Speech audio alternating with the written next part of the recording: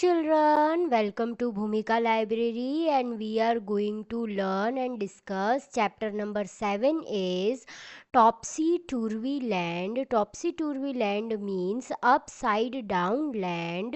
So there are some questions given to understand what is Topsy Turvy Land. You ever thrown your school bag on your bed? Have you ever left your shoes and socks here and there? Have you ever played with your ball in your room? Does your room sometimes look like this? क्या कभी आपने अपना school bag bed पर डाला है, अपने shocks और अपने शूज़ को यहाँ वहाँ उतार दिए हो और अपने रूम में बॉल से कभी खेले हो और आपका फिर रूम कैसा दिखने लग जाता है? This seems like upside down land means a topsy turvy land, and there is a poem given on topsy turvy land. So let's begin and read the poem. And children, if you are enjoying my videos, then do like, share and subscribe to my YouTube channel. The poem name is Topsy Turvy Land and the writer is H.E. Wilson. So now read about one such upside down land. हम upside down land के बारे में poem से learn करने वाले हैं.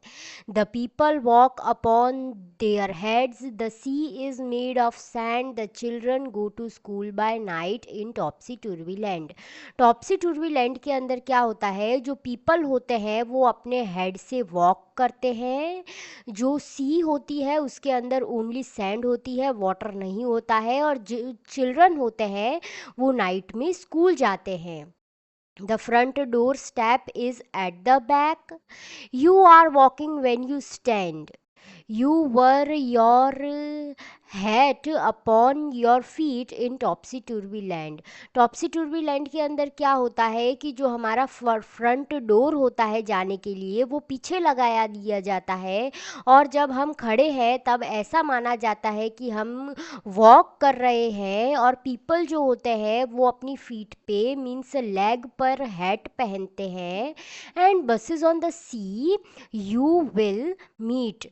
While pleasure boats are planned to travel up and down the street of Topsy Turvy Land. जो आप बसेस देखोगे वो सी के अंदर चल रही होगी. स्ट्रीट पर जो हम ट्रैवल करते हैं बाय रोड वहाँ पर क्या चल रही होंगी?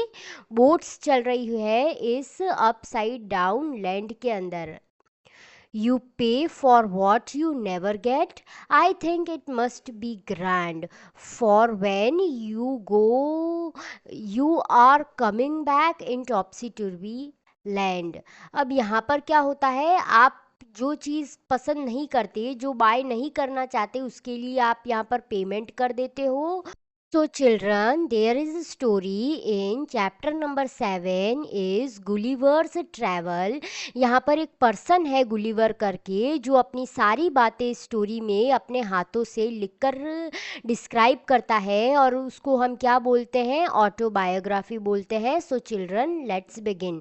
When a person tells the story of his life in his own words it is called an autobiography. Gulliver, a sailor, was once caught in the land of giants. This is how he described his experience. यहाँ पर जो Gulliver होता है वो एक seller होता है जो बोट्स में शिप्स में ट्रैवल कर कर one place to another place जाते हैं बाय सी और ओशन वे. उनको हम सेलर कहते हैं. और एक दिन गुलिवर कहाँ पहुँच गया? जहाँ पर जाइंट्स बहुत ज़्यादा रहते थे और इसमें डिस्क्राइब भी किया हुआ है. So let's read and begin the story. On the 16th of June 1730 we discovered land. Our captain sent a dozen men with vessel for water, if any could be found. When we came to land we saw no river, no spring, nor any inhabitants. I went on to explore. The country was barren and rocky. I turned back to join the crew only to see them getting into the boat and rowing for life to get to the ship.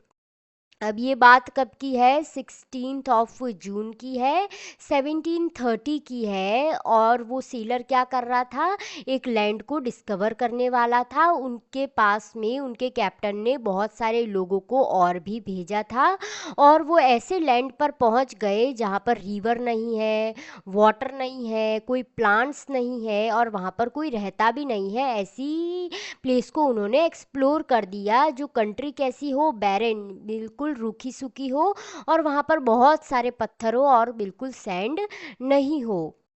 और बाद में उन्होंने क्या देखा, वहाँ पर जो crew है, जो पीपल है, वो वापस उस बोट में चढ़ जाते हैं। Before I could reach them, I observe a huge creature walking after them in the sea as fast as he could.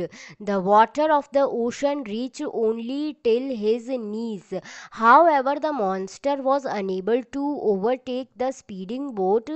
I turned back quickly and climbed up a steep hill with fields of barley on either side and the corn rising up to 40 feet. There was a fence to pass from one field to another.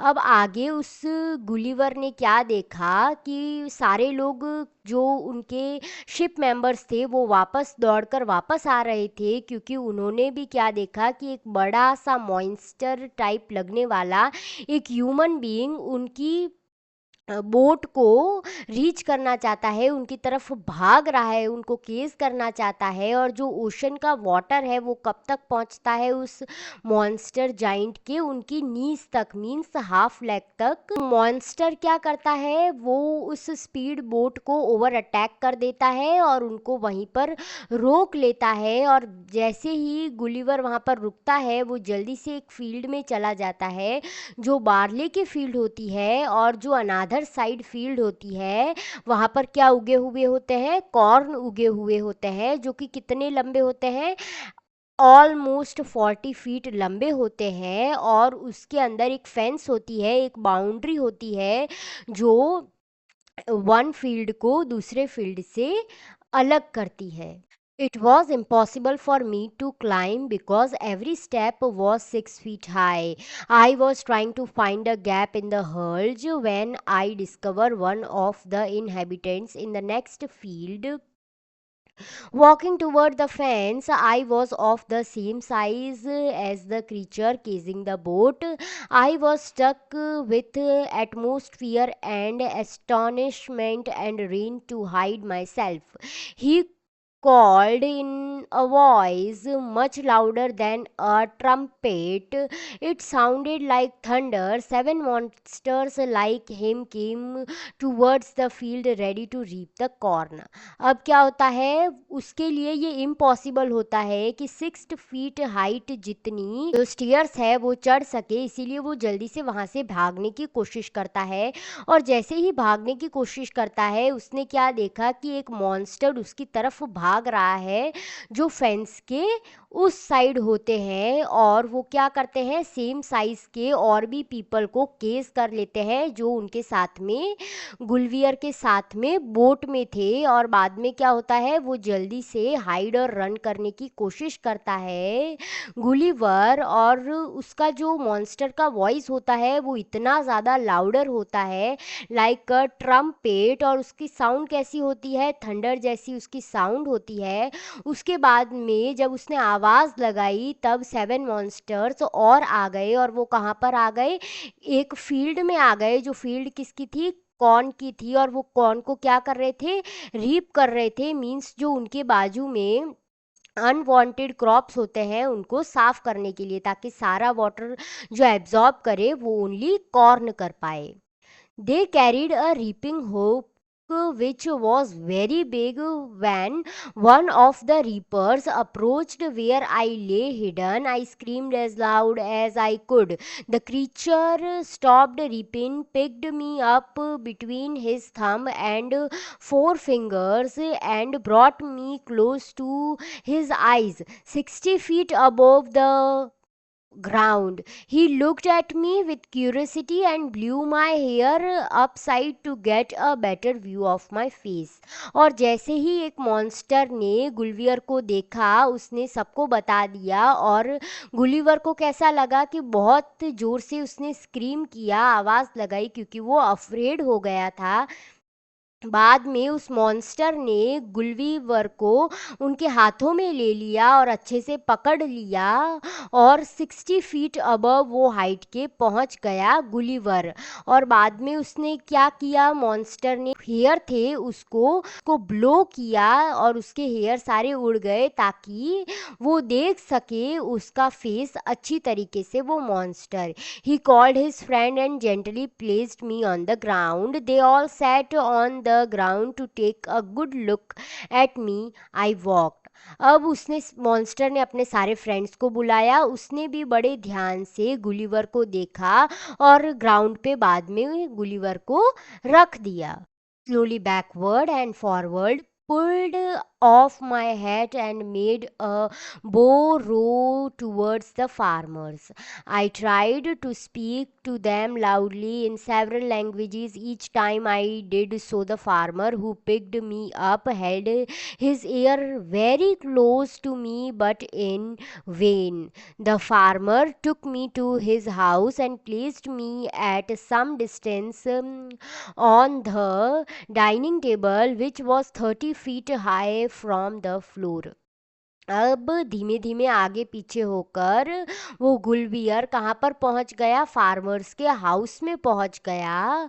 और बाद में क्या हुआ, उसने बहुत सारी languages में speak करने का ट्राई किया ताकि वो फार्मर्स समझ जाए। और जो फार्मर्स होते थे वो अपना ईयर को, जो उनका कान होता था, उनको पास में लेकर आते थे ताकि वो अच्छे से सुन सके। और जो फार्मर ने क्या किया, उनके हाउस में लेकर गए और डाइनिंग टेबल की थोड़ी दूरी पर रख दिया। और जो डाइनिंग टेबल था वो कितना हाई था, almost 30 feet height from the floor. Dinner was brought for the farmer in a dish which was 10 feet in diameter. The farmer's wife crumbled some bread and placed it before me. In the middle of the dinner, I hear a noise behind me.